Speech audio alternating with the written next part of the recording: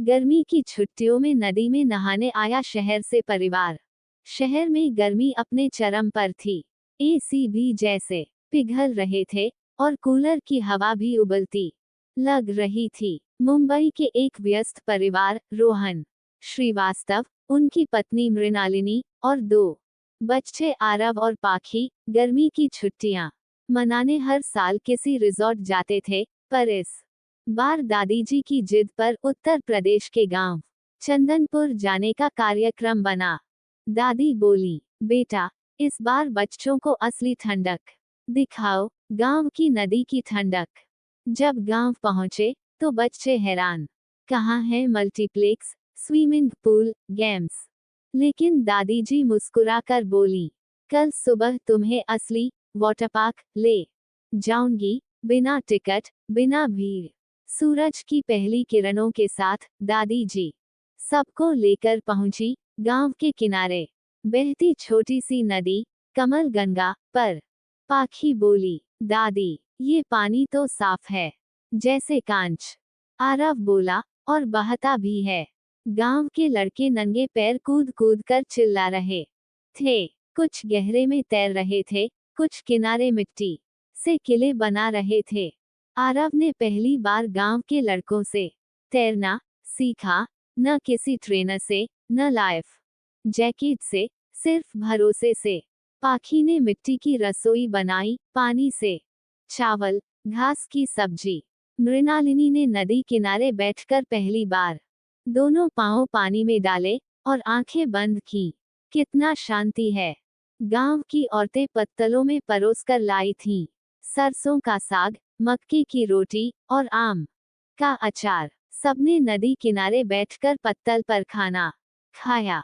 रोहन बोले, मैंने कभी इतना सादा लेकिन स्वादिष्ट खाना नहीं खाया। दादी जी ने नदी के पास बैठकर कहा, ये वही नदी है जिसमें तुम्हारे पापा नहाते नहाते बड़ा हुआ। आज तुम लोग मोबाइल छोड़कर इसी में कूदे, मुझे लगता है छुट्टियां अब सफल हो गईं।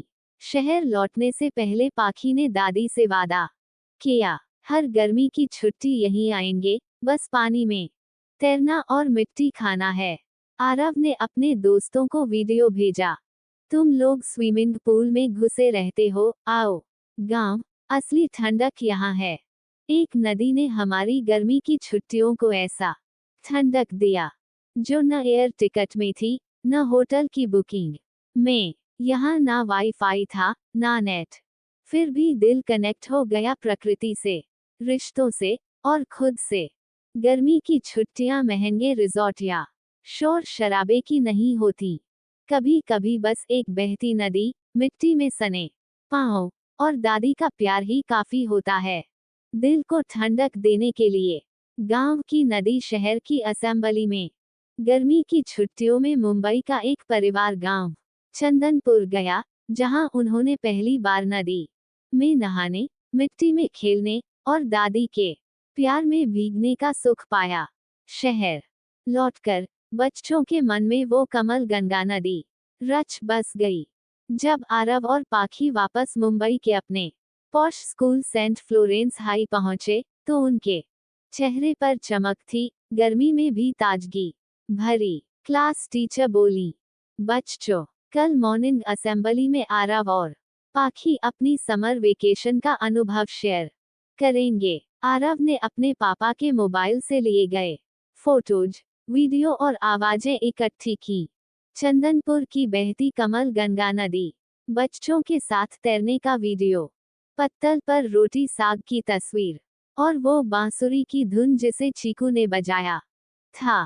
पाखी ने एक चार्ट बनाया, जिस पर लिखा था, हमारा वाटर पार्क बगैर टिकट, बगैर भीड़, केवल बहती नदी और हंसते रिश्ते। आरव मंच पर गया और बोला, दोस्तों, इस बार मैंने गर्मी की छुट्टियां किसी एसी कमरे में नहीं, बल्कि एक नदी में बिताई। वहां कोई स्विमिंग पूल नहीं था, लेकिन पानी इतना साफ था कि पैर डालते ही मन भी ठंडा हो जाए। फिर पाखी बोली, हमने पहली बार मिट्टी में खेला, बिना मोबाइल, और दादी से सीखा कि असली छुट्टियां वही होती हैं जो यादों में बस जाएं, हमेशा के लिए। जब उन्होंने गांव की नदी, झूले, मिट्टी और गीतों का 3 मिनट का वीडियो चलाया तो पूरा स्कूल जैसे गांव की सैर पर निकल पड़ा। बच्चों ने पहली बार देखा, बिना फिल्टर, बिना एडिट के, प्रकृति की असली सुंदरता। एक बच्चा बोला, मुझे भी दादी के गांव जाना है। टीचर मिस रोशनी ने कहा, तुम दोनों ने आज हमें याद दिलाया कि असली शिक्षा सिर्फ किताबों से नहीं, अनुभव से, प्रकृति से और संस्कृति से मिलती है। प्रिंसिपल सर ने गांव और शहर के जीवन पर आधारित एक वार्षिक प्रोजेक्ट शुरू कराया। गांव की नदी, शहर की नाली, फर्क और समाधान। स्कूल ने एक योजना बनाई। अगली छुट्टियों में 10 छात्रों को गांव भेजा जाएगा लर्निंग ट्रिप के लिए। अब स्कूल में सब उन्हें बुलाते थे, गांव वाले भाई बहन, और ये नाम उन्हें गर्व से भर देता था। गांव की एक छोटी नदी भी वो शिक्षा दे सकती है जो बड़े शहर की दीवारों में कैद नहीं।